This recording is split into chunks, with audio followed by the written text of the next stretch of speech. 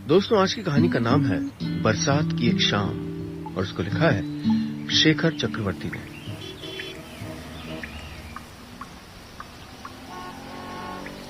अपने सपनों और जरूरतों के बीच दौड़ता, कभी न थमने वाला शहर मुंबई।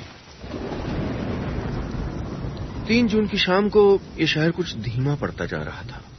शहर की टैक्सी यूनियन ने किराया बढ़ाने की मांग पूरी न होने पर स्ट्राइक कर दी थी और दूसरी तरफ मानसून ने मौसम विभाग के अनुमानों को मुंह चढ़ाते हुए हफ्ते भर पहले ही दस्तक दे दी थी।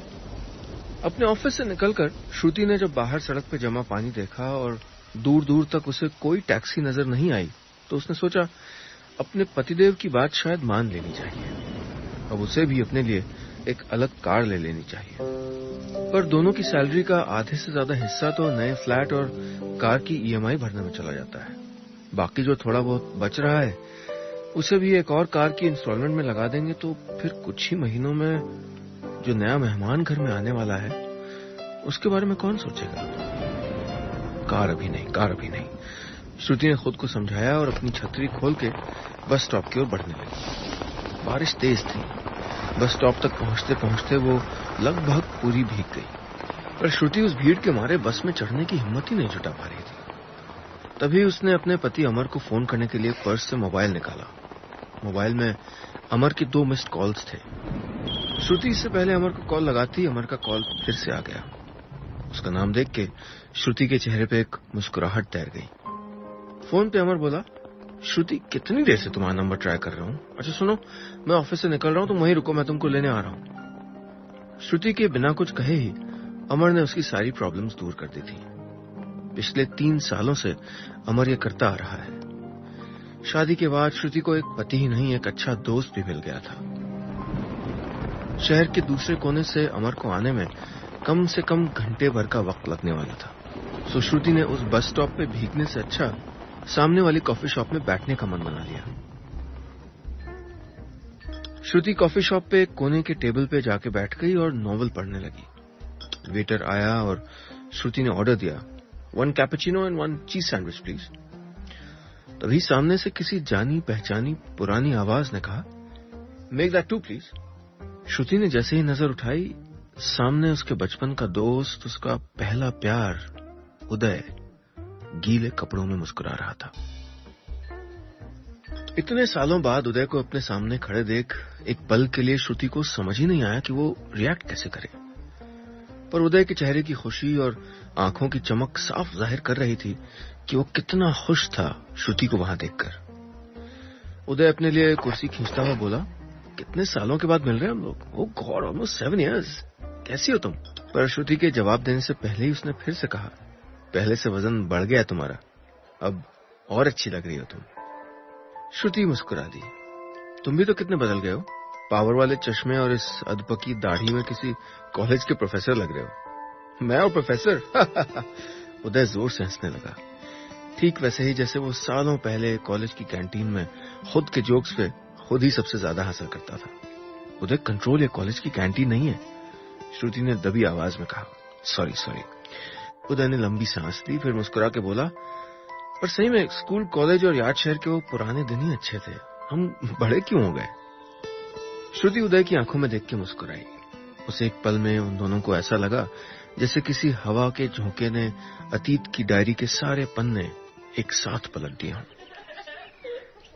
याद शहर का वो सिविल लाइंस मोहल्ला जहां वो दोनों एक साथ बड़े हुए, जहां शाम को साइकिल सीखते हुए न जाने कितनी बार घुटने और कोहनियां छिल जाती थीं। गर्मी की दोपहर को दादी के कमरे में लूडो खेलते हुए आपस में एक दूसरे के बाल पकड़ के झगड़ते थे। स्कूल एब्सेंट करने पे एक दूसरे से शाम को अपनी अपनी बालकनी से होमवर्क पूछा करते थे। हाई स्कूल के बाद कॉलेज की सीढ़ियां जहां साथ साथ चढ़े, क्लास बंक करके दोस्तों की टोली में मैटनी शो देखने जाया करते थे। जब क्लास में कम, कैंटीन में ज्यादा अटेंडेंस लगती थी। जब पहली बार दोनों का दिल धड़का था। Madam, your order. वेटर ने टेबल पे कॉफी और सैंडविचेस ला के रख दिए। कॉफी की सिप लेके श्रुति ने उदय से पूछा, तुम लोग मुंबई कब आए? मयंक और रितिका कैसे हैं? उदय कुछ पल खिड़की के बाहर देखता रहा, फिर बोला, मयंक अब अपनी मम्मी के साथ रहता है। मतलब? श्रुति ठीक से समझ नहीं पाई। उदय श्रुति की ओर देख के बोला, मैं और रितिका अलग रहते हैं, डिवोर्स के लिए कोर्ट में अर्जी दी है।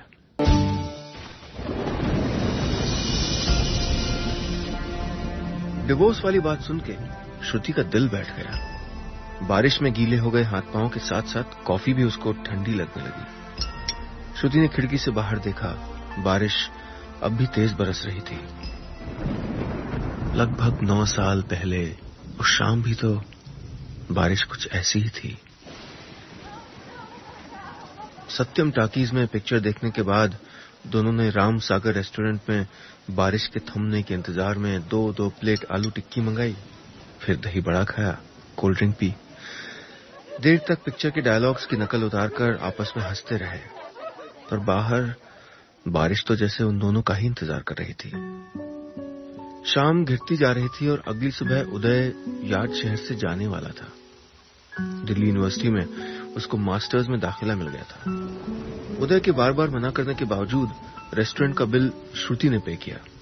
फिर बाहर एक रेडीमेड कपड़े की दुकान से श्रुति ने उदय से कुछ पैसे उधार लेके उसी के लिए पीले रंग का एक विंड चीटर खरीदा। उदय ने पहनने से मना किया तो उसको डांट के पहनाया। फिर उदय की बाइक की पिछली सीट पे श्रुति अपनी ओढ़नी से सर ढक के बैठ गई। उस शाम जैसे जैसे घर नजदीक आता जा रहा था, श्रुति को पहली बार पीछे कुछ छूटते चले जाने का एहसास होने लगा। श्रुति सर पे अपनी ओढ़नी हटाकर बारिश की गिरती ठंडी बूंदों को अपने चेहरे और बंद पलकों पे महसूस करने लगी। और दिनों की तरह उस दिन श्रुति घर के दरवाजे पे उतरते ही सिर्फ बाय कह के अंदर नहीं जाना चाह रही थी। उसका मन कुछ देर और बातें करना चाह रहा था, और बारिश तेज थी। श्रुति के उतरते ही उदय ने बाइक आगे बढ़ा ली। वो दरवाजे पे खड़ी उदय को उसके घर के अंदर जाते देखती रही। उस रात श्रुति को देर रात तक नींद नहीं आई। वो अपने हाथ खिड़की के सलाखों के बीच से बाहर निकालकर हथेलियों में बारिश की बूंदें जमा करती रही। अगली सुबह उदय दिल्ली चला गया।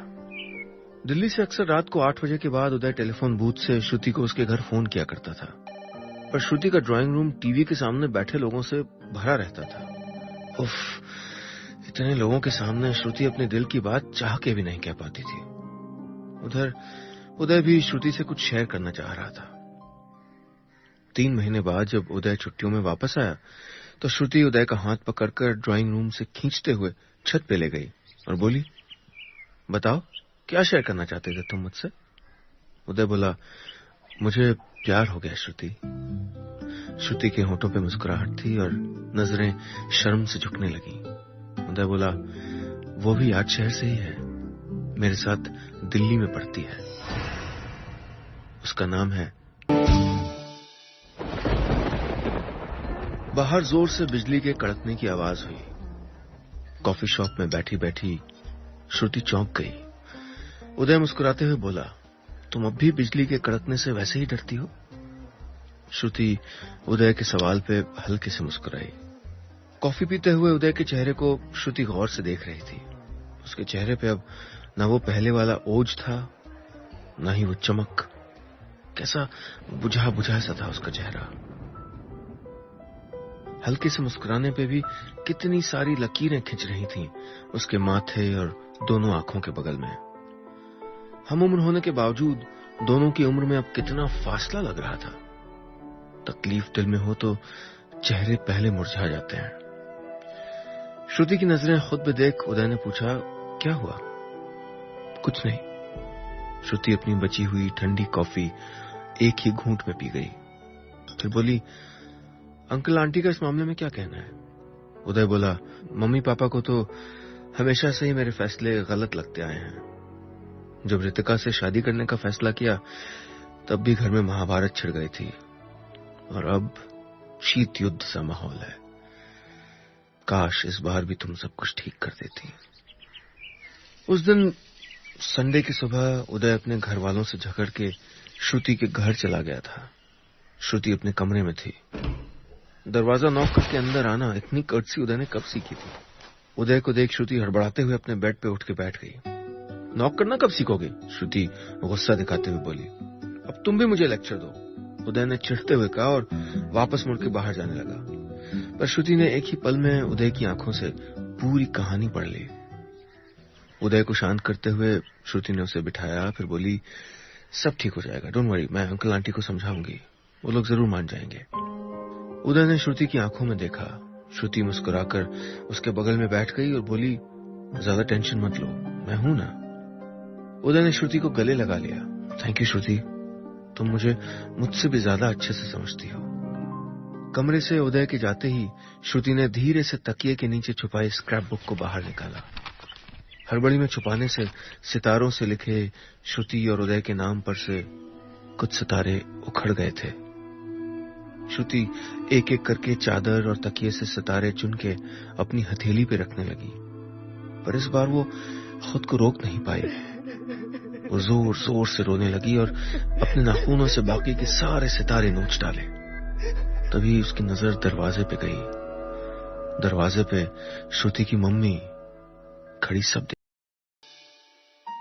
उस दिन पहली बार श्रुति को अपनी मां में एक सहेली की छवि दिखी, ऐसी सहेली जिसकी जरूरत शायद उस वक्त उसे सबसे ज्यादा थी। श्रुति की मां ने उसे गले से लगा लिया। अपनी मां के कंधे पे सर रख के वो रोती रही। अपने सपनों को रौंद के उसकी जमीन पे किसी और के सपनों की बुनियाद बनाना आसान नहीं होता, पर श्रुति अपने किए वादे से मुकरी नहीं। उदय के साथ मिलके अंकल आंटी को समझाया। शादी की तैयारियां जोर शोर से शुरू हो गई थी। तारीख 3 महीने बाद की निकली थी। कॉफी हाउस में श्रुति का हाथ लगने से कॉफी टेबल से एक चम्मच नीचे गिर गई। श्रुति चम्मच उठा के रखते हुए बोली, ऐसा क्या हो गया तुम दोनों के बीच जो तुम लोग इतना बड़ा कदम उठाने जा रहे हो? पता नहीं श्रुति, दिल्ली शिफ्ट होने के बाद वक्त, हालत या फिर शायद हम लोग ही बदल गए थे। वक्त के साथ साथ मैं काम में इतना मसरूफ होता रहा कि पता ही नहीं चला कि हम लोगों के बीच कब इतनी दूरियां पनप गई। कब से छोटी छोटी बातों पे हम लोग इतनी बहस करने लग गए कि रात को खाने की मेज से अधूरा खाना छोड़ के उठ जाना आम सी बात होने लगी। उसे मेरी छोटी छोटी न बदलने वाली आदतें परेशान करने लगी थीं और मुझको उसकी टीस भरी बातें। हम लोग कभी कभी मयंक के सामने ही शुरू हो जाते। मयंक रोते हुए हम लोगों को चुप कराता। उदय बोलता जा रहा था, श्रुति खामोश सुन रही थी। उस दिन देर रात जब मैं ऑफिस की पार्टी से घर लौटा तो वो फिर से शुरू हो गई। बात बढ़ती गई, घंटों लड़ाई चलती रही। अगले दिन वो मयंक को लेकर अपने मम्मी पापा के पास चली गई। मुझे लगा कि हफ्ते भर में लौट आएगी, पर महीना होने को आया, वो नहीं आई और ना ही मैंने कोई पहल की। दिन बीतते जा रहे थे। फिर मैंने झूठे अहम में उसे डराने के लिए डिवोर्स की बात की। मुझे लगा कि वो लौट आएगी, पर शायद उसको मेरी ये बात सही लगी। उस रात मैं अकेले बच्चों जैसा रोया था। मैं खुद डिवोर्स के ख्याल से कितना डर गया था, उदय ने कहा, और शायद तब तक बहुत देर हो चुकी थी। वो अक्सर कहती कि मेरे अंदर फीलिंग्स नाम की कोई चीज ही नहीं है। पता है, शादी के बाद रितिका ने मुझे कहा था कि तुम्हारे और मेरे बीच कुछ था जो उसने तुम्हारी आंखों में देखा था। बताओ, हम लोग बचपन से एक साथ रहे, फिर भी कुछ महसूस नहीं किया, और उसने एक ही बार में तुम्हारी आंखों में मेरे लिए। उदय ने कहते कहते श्रुति की आंखों में जैसे ही देखा, श्रुति ने अपनी नजरें घुमा ली। पर श्रुति की आंखों से छलक आई बूंदें उदय को कई सारे जवाब बिना पूछे दे गई।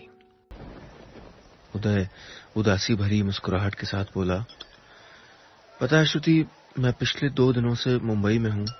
किसी ऑफिस के काम से नहीं आया था यहाँ। रितिका पिछले कुछ दिनों से मुंबई में अपनी दीदी के पास रह रही है। मैं 2 बार उसकी बिल्डिंग के नीचे से घूम के आ चुका हूं, पर अंदर जाकर उससे नजरें मिलाने की हिम्मत नहीं कर पा रहा हूं। क्या बोलूंगा, क्या विश्वास दिलाऊंगा उसे? और अगर उसने मेरी बात नहीं मानी तो? डर लगता है श्रुति, डर लगता है। अपने झूठे अहंकार के टूटने का इतना डर है उदय कि अपने हाथों से बसाए घर को तोड़ने चले हो। इतने दिन रितिका से अलग रह के तुम्हें तुम्हारी गलतियों का एहसास हो चुका है, और अब तक उधर रितिका को भी अपनी गलतियां समझ में आ रही होंगी। बस अब जरूरत है तो एक पहल की। मेरी सलाह मानो, देर मत करो। श्रुति की बात सुनकर उदय की आंखों में फिर से एक नई चमक आ गई। उदय खड़े होके मुस्कुराते हुए बोला, thank you Shruti, any time. पर तुम अभी जा रहे हो? तुम्ही ने तो अभी कहा देर मत करो। श्रुति मुस्कुराई, ऑल द बेस्ट, मुझे पूरा विश्वास है सब सही हो जाएगा। उदय के जाते ही श्रुति का मोबाइल उसके पर्स में बजने लगा। तभी उसे याद आया कि वो दोनों अपना नंबर एक दूसरे को देना भूल ही गए थे। श्रुति ने मोबाइल बाहर निकाला, कॉल अमर का था। श्रुति, मैं पहुंच गया हूं, कहां हो तुम? वो बाहर आई। अमर रास्ते की दूसरी ओर कार लेके खड़ा था। श्रुति रास्ता पार कर ही रही थी कि बगल से गुजरती एक तेज बाइक छींटे उड़ाती हुई चली गई। अमर श्रुति के कपड़ों पर गौर करते हुए बोला, लग गया क्या? वो मुस्कुरा के बोली, इस बारिश में सब धुल गया। बस इतनी सी थी ये कहानी, इतनी सी थी।